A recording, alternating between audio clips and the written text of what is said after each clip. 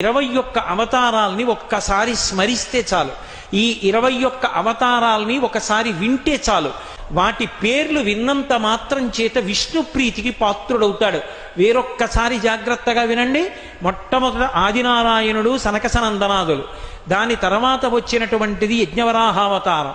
యజ్ఞవరాహావతారం తర్వాత నారదుడు. నారదుడి తర్వాత నరనారాయణుడు. నరనారాయణుల తర్వాత వచ్చినటువంటిది కపిలావతారం. కపిలావతారం తర్వాత దత్తాత్రేయావతారం. దత్తాత్రేయావతారం తర్వాత యజ్ఞావతారం. యజ్ఞుని యొక్క అవతారం తర్వాత వృషభావతారం. వృషభావతారం తర్వాత వచ్చింది పృథుమహారాజు గారి అవతారం. పృథుమహారాజు గారి అవతారం తర్వాత వచ్చినటువంటి అవతారం మత్స్యావతారం. తర్వాత కూర్మావతారం. తర్వాత ధన్వంతరి. తర్వాత మోహిని. తర్వాత నరసింహుడు.